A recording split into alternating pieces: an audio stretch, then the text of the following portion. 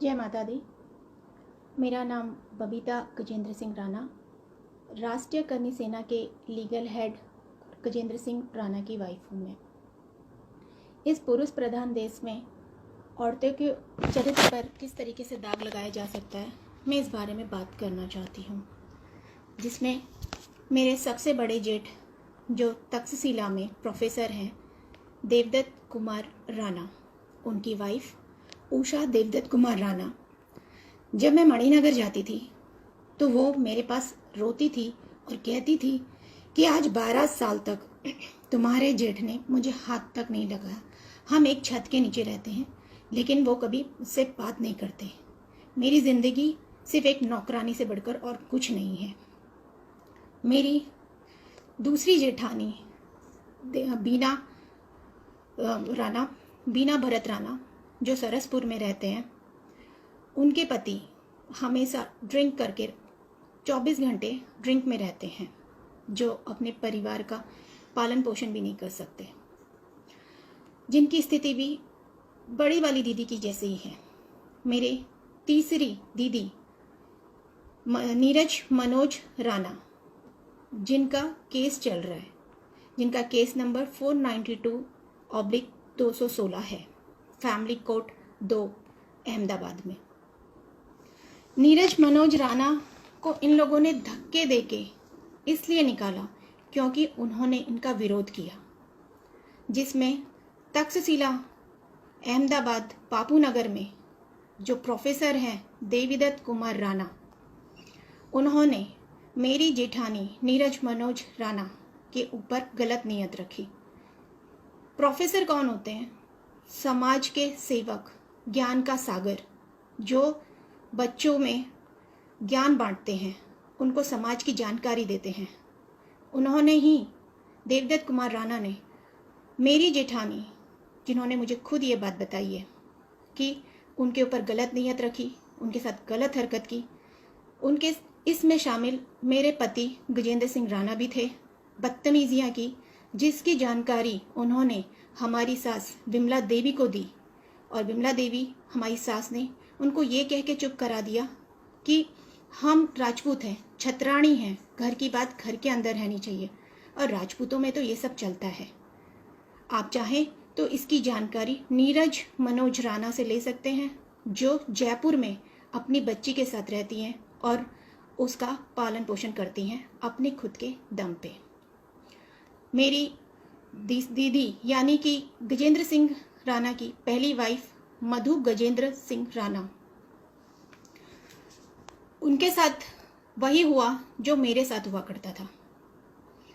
उन्होंने गजेंद्र सिंह राणा के love letter पकड़े, उनकी अश्लील हरकतों को खुद से देखा, उन्होंने इस चीज़ का विरोध किया।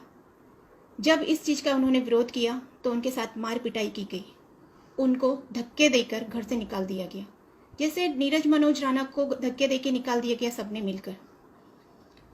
मधु गजेंद्र सिंह राणा, इनका भी केस चल रहा था। इनकी फैमिली में इनके मम्मी पापा, भाई भाभी, ये सब सामने आने के लिए तैयार हैं और बोलने के लिए तैयार हैं कि गजेंद्र सिंह राणा ने इनकी बहन बेटी के साथ कितना बुरा सलूक किया।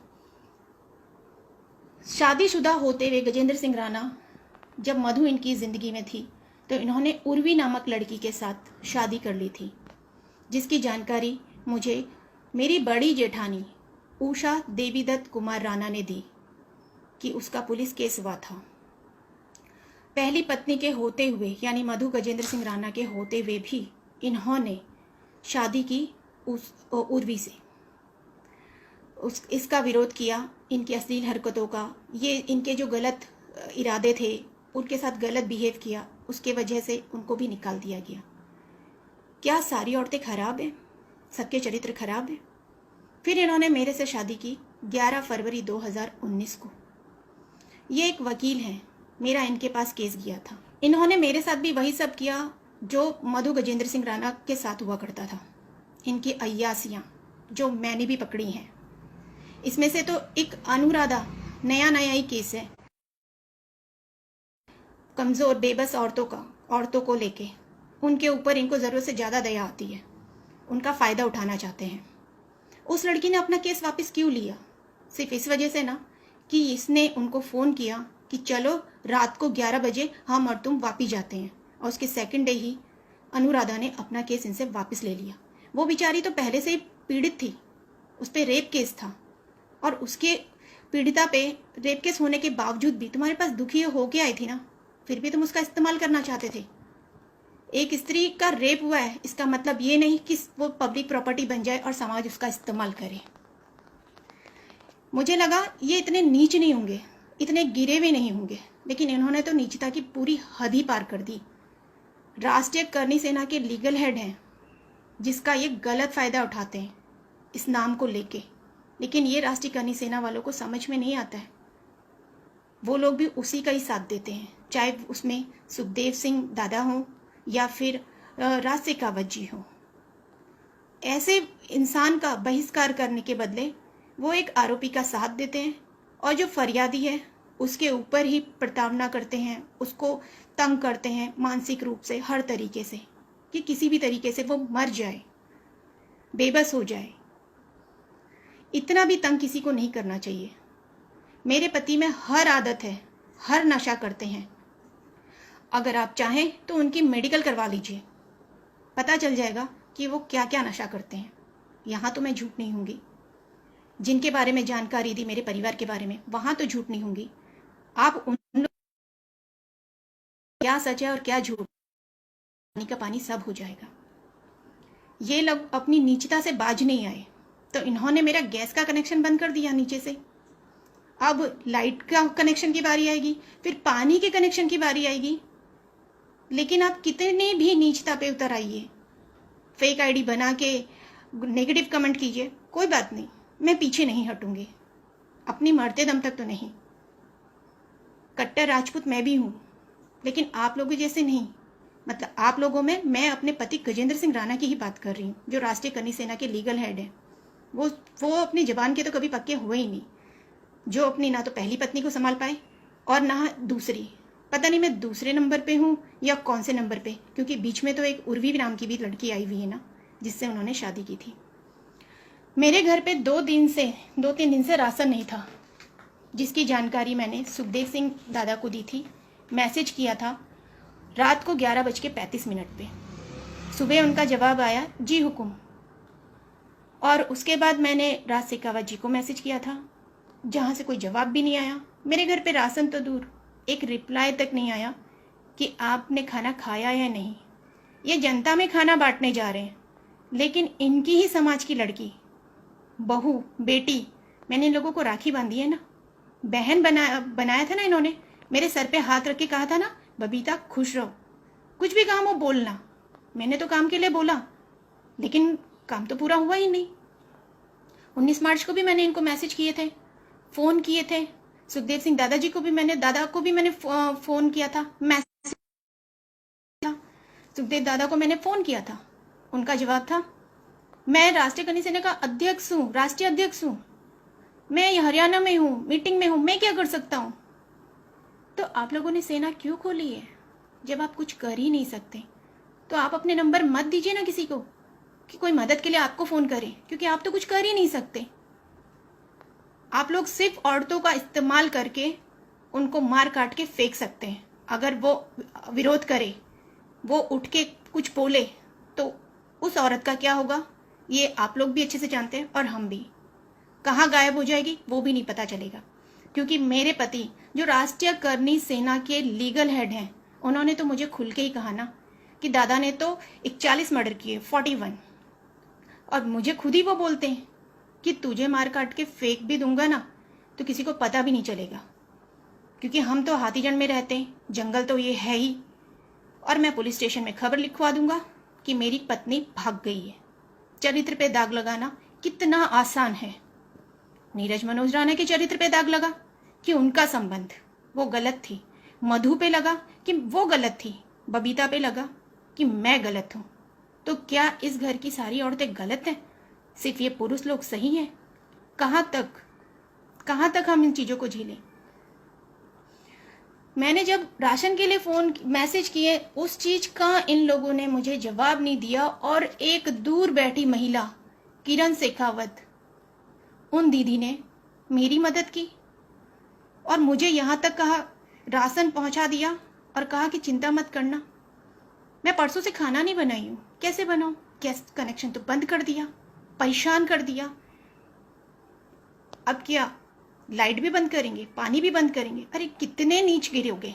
राजपूत हो तो कुछ तो राजपूतों वाली शर्म रखो।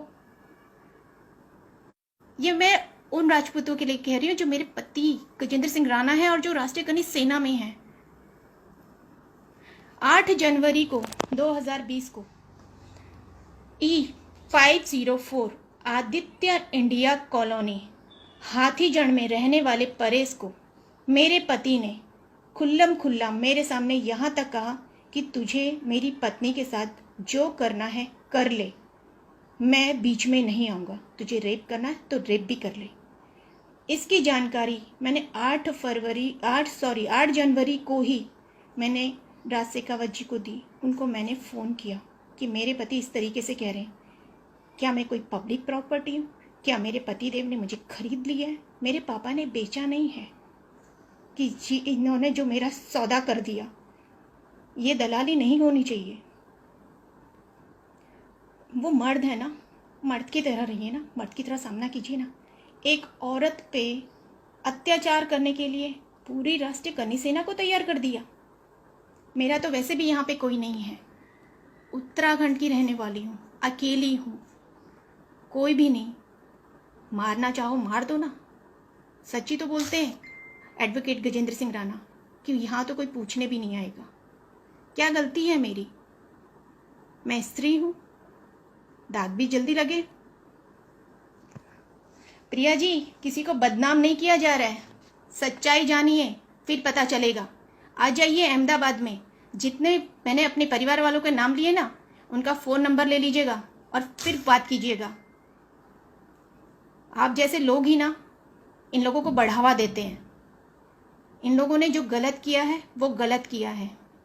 स्त्री जाति का अपमान, चाहे उसमें मैं हूँ या और जितनी भी हो।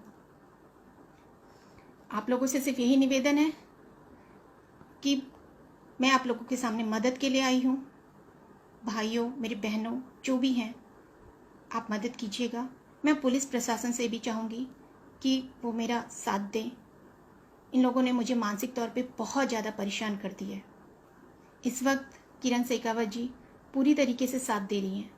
परसों भी इन्होंने 2 पुलिस वाले भेजे। जब दीदी ने पुलिस स्टेशन में फ़ोन किया तो पता चला वहाँ से किसी ने भेजा ही नहीं है। कल भी ये एक गाड़ी लेके आए थे GJ27CF075, उसमें 4-5 लड़के दरवाजा जो तोड़ रहे थे, जिसमें 100 नंबर पर फ़ोन किया। शेखावत जी ने लगातार पुलिस प्रशासन में बात करके मेरा साथ दिया, दूर बैठते हुए भी। मैं दीदी का धन्यवाद देना चाहूँगी। जो लोग भी मेरी मदद कर रहे हैं उन सबका धन्यवाद देना।